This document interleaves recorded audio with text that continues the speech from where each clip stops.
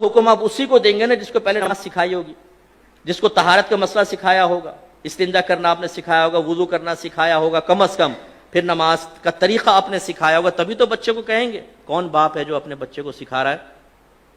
اور پھر وہ نبی جو رحمت للعالمین ہے وہ فرما رہے ہیں جب بچہ 10 برس کا ہو جائے تو مار کر نماز پڑھاؤ۔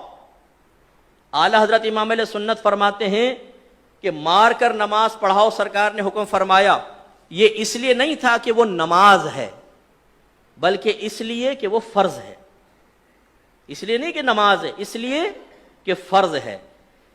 جب فرض اصل ہوا تو اس کا مطلب یہ ہوا کہ روزہ بھی چونکہ فرض ہے، اس لیے باپ پر واجب ہے کہ جب 10 برس کا بچہ ہو جائے اور روزے کی طاقت رکھتا ہو تو سختی کے ساتھ اس کو روزہ رکھوائے، اور اگر 10 برس میں باپ سختی نہیں کرے گا نماز اور روزے کے بارے میں تو وہ گناہگار ہوگا، مکروہ تحریمی کرے گا۔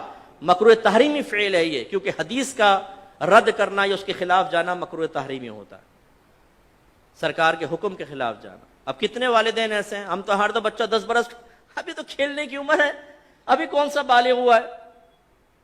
بھائی بلوغت سے، اسی لیے تو آپ کے نبی سمجھا رہے ہیں بلوغت سے پہلے سکھاؤ اس کو۔ یہ بالکل ایسا ہوگا جیسے ایک نوجوان کا UK کا ویزا لگ گیا اور آپ کہیں کہ بیٹا امیگریشن کے سارے قوانین سیکھ لے، ذرا وہاں کے لاس سیکھ لے کہ تو وہاں تو اترے گا، غلط کام نہ کر۔ اوکے ٹھہرو بھائی ٹھہرو، پہلے UK کی سرزمین پہ اترنے تو دو، پھر سب سیکھ لوں گا۔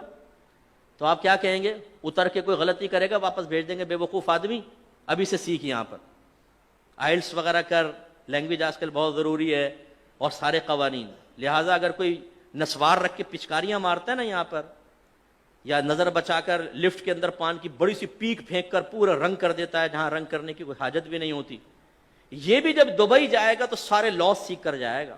وہاں کبھی ایسے نہیں ہوگا کہ ایئرپورٹ پر اتر کے کسٹم شیڈ کے ساتھ ہی پچکاری مارے بولے کیف حالک، سارا سیکھ کے جائے گا۔ وہاں کیسے تمیز آ گئی بھائی؟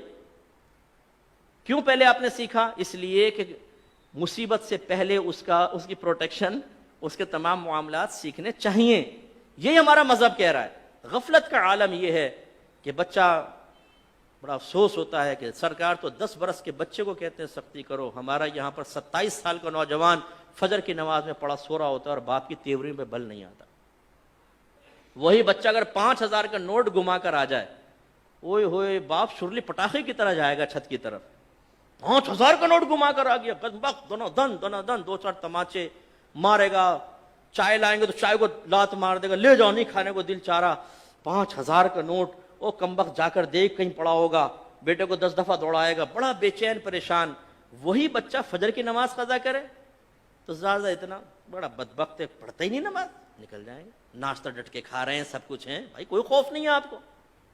آپ کی اولاد جہنمی بن رہی ہے۔ ایک نماز قضا کرنے پر اس کا نام جہنم کے دروازے پہ لکھ دیا گیا۔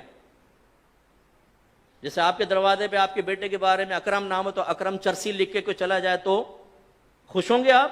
بولیں گے کس نے لکھا ہے میرے بیٹے کو چرسی؟ حالانکہ بیٹا ہو بھی نہیں، لیکن چرسی لکھنا ہی آپ کے لیے بڑی تکلیف کی بات ہے۔ اور آپ کے نبی فرما رہے ہیں جس نے نماز جان بوجھ کر قضا کی اس کا نام جہنم کے دروازے پر لکھ دیا جاتا ہے، لیکن باپ نہیں پھڑکے گا۔ چرسی پہ پھڑک گیا، وہاں جہنمیوں میں نام لکھا گیا، اولاد کو کوئی پرواہ نہیں ہے۔ بیوی پڑی سو رہی ہے، خراٹے لے رہی ہے ساری رات میں، تھک گئی ہوں جی میں، اس لیے فجر کی نماز نہیں پڑھ رہی۔ کوئی تیوری میں بل نہیں آتے، بھائی اٹھو نماز پڑھو، گھر میں بے برکتی اور نحوست ہوگی۔ تو معذرت کے ساتھ کتنے ہم میں ایسے بیٹھے ہوں گے کہ جنہوں نے کئی مہینے سے فجر کی نماز نہیں پڑھی؟